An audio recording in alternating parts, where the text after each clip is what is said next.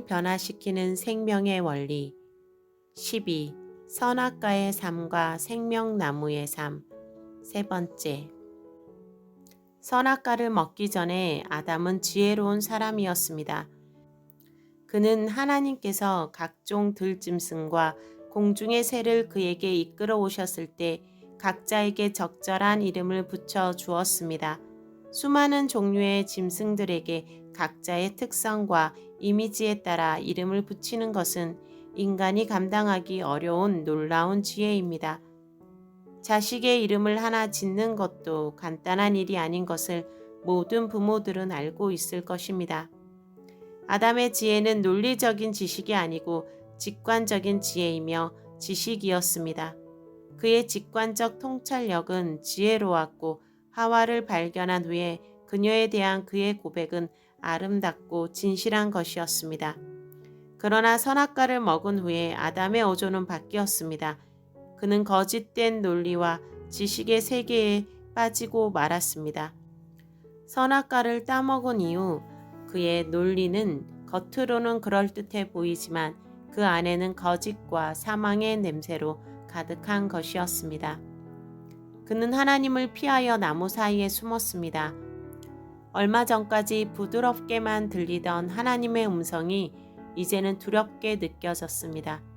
하나님께서 그들에게 숨은 이유를 묻자 그는 말하기를 자신이 두려워하여 숨은 것은 벗었기 때문이라고 말했습니다. 그것은 어설픈 논리였습니다. 그리고 거짓말이었습니다. 왜냐하면 그는 전에도 항상 벗고 있었지만 그전에는 한 번도 벗었기 때문에 두렵다고 숨은 적이 없었기 때문입니다. 그는 솔직하게 자신이 하나님의 명령을 어겼기 때문에 두렵다고 고백을 해야 했습니다. 그는 선악과를 먹은 것에 대해서 하나님께 추궁을 당하자 그때도 잘못을 시인하지 않았습니다. 자기는 잘못이 없으며 여자가 실과를 먼저 먹고 자기에게 주었기 때문에 어쩔 수 없이 먹었다고 말했습니다. 여자가 없었다면 자기는 이런 일이 없었을 것이라는 논리입니다. 그는 책임을 여자에게 돌리고 있었습니다. 얼마 전까지 사랑을 고백하던 것과는 판이하게 다른 태도였습니다.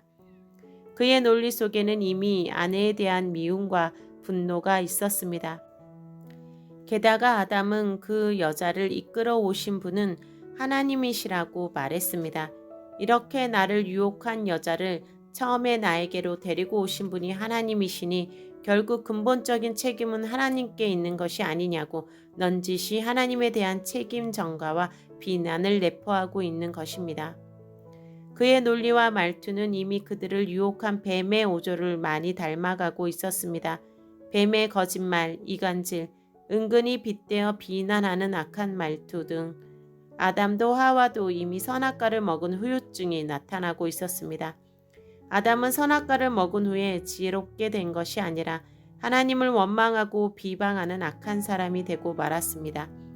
그 이유는 그가 죄를 지었기 때문입니다. 그가 죄를 짓기 전까지는 하나님을 비방하지 않았습니다. 그러나 죄를 짓고 나서는 하나님의 모든 부분이 싫어지게 되었습니다. 얼마 전까지 감사하던 것들에 대해서도 원망이 일어났습니다.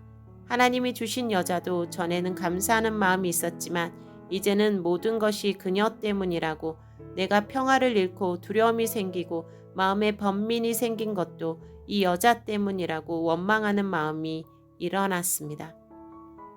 선악과의 후유증이라는 것은 바로 그런 것입니다. 논리는 그럴듯하지만 사실은 전혀 옳지 않으며 깊은 마음속에서는 불안하고 답답하며 편안하지 않는 것입니다. 묘한 궤변으로 책임을 상대방에게 지우고 자신은 벗어나려고 하지만 논리적으로는 그럴듯해도 거기에는 생명이 없습니다. 이런 논리의 이야기를 듣다 보면 가슴이 답답해지게 됩니다. 선악과의 논리는 영혼을 죽이는, 생명을 죽이는 요소가 있기 때문입니다. 아마 그런 경우를 겪어본 사람들이 많이 있을 것입니다. 어떤 사람이 말을 할 때 그의 논리는 그럴듯한데 그 이야기를 듣고 있을 때 마음이 답답해지는 경험은 말입니다. 오늘날에도 그런 사람들이 많이 있습니다. 아니, 있는 정도가 아니라 대부분의 사람들은 그런 식으로 살아갑니다. 모든 것은 남의 책임이며 자기는 오직 억울할 뿐이라는 논리로 살아갑니다. 그러한 말은 옳은 이야기 같지만, 맞는 말 같지만 옳지 않으며 맞는 말이 아닙니다. 그것은 거짓된 말이며 속고 있는 이야기입니다. 그것이 바로 선악과의 논리며 선악과의 후유증인 것입니다. 당시에 선악과를 먹지 않은 모든 인간들도 그 선악과의 후유증을 가지게 된 이유는 아담의 후손이기 때문입니다. 선악과의 대표적인 후유증은 사람이 그 사건 이후에 생명으로 살지 않고 논리로 살고 머리로 살게 되었다는 것입니다. 특별히 은혜 가운데 있지 않은 모든 자연인들은 머리로 살고 논리로 살게 되어 있습니다. 인간은 이제 타락했기 때문에 어떤 행동을 하고 판단을 할 때 옳으냐, 그르냐로 따지게 되었습니다. 맞느냐, 틀리냐로 판단하는 것입니다. 그것이 바로 선악과의 근본적인 후유증입니다.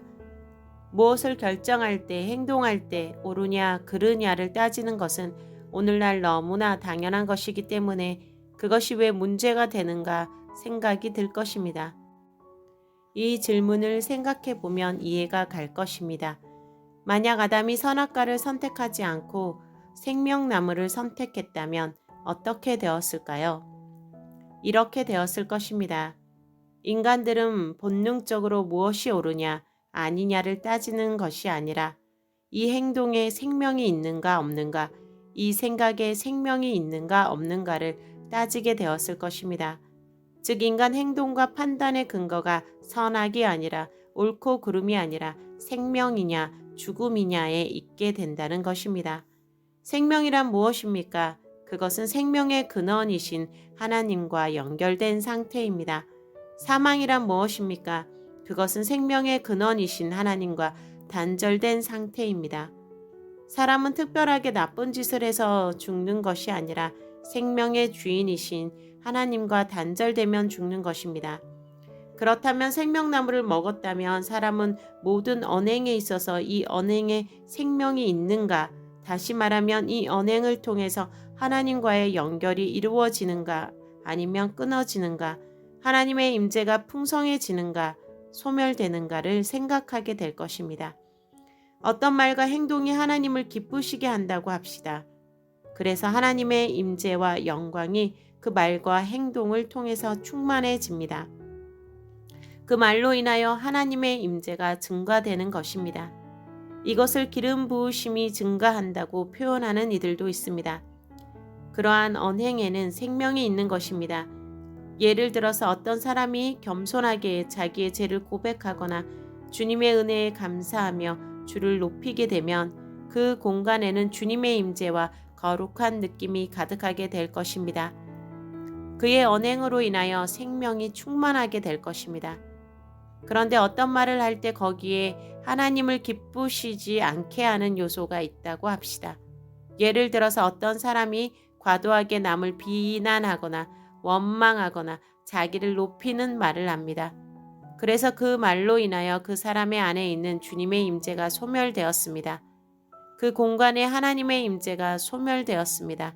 이것은 그의 언행으로 인하여 사망이 오게 된 것입니다. 인간은 선악과가 아닌 생명나무를 취하였다면 인간은 항상 매사에 모든 언행에 생명이 있는지 없는지를 살피게 되었을 것입니다. 어떤 말이나 생각이 하나님의 임재를 충만케 하여 생명으로 가득하게 하는지 아니면 하나님의 임재를 소멸하고 사망으로 가득하게 하는지를 살피게 되었을 것입니다. 인간은 매사에 하나님과의 연결과 교제를 추구하였을 것입니다.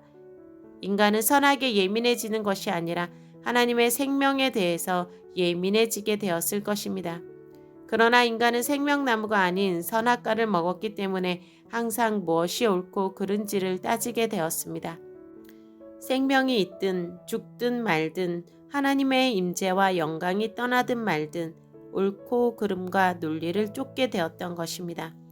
이것이 선악과의 무서운 후유증이며 사망에 속하게 된 모습입니다. 사망이란 하나님이 떠난 상태, 하나님과의 교제가 끊어진 상태를 의미하는 것입니다. 그리스도인들이 서로 다른 의견을 가지고 토론을 하면서 자기의 의견이 서로 옳다고 주장하고 점점 논쟁이 가열되어 서로 비난하고 공격하는 모습을 흔히 볼 수 있습니다. 그들은 서로 옳은 것 같지만 서로 기분이 나빠지고 상대방을 미워하며 벽을 쌓게 됩니다. 이것도 그들이 생명과 하나님의 임재와 인도하심에 주의하지 않고 옳고 그름에 매달렸기 때문입니다. 이러한 것도 생명으로 살지 않고 지식과 논리로 사는 선악과의 후유증에 속하는 것입니다.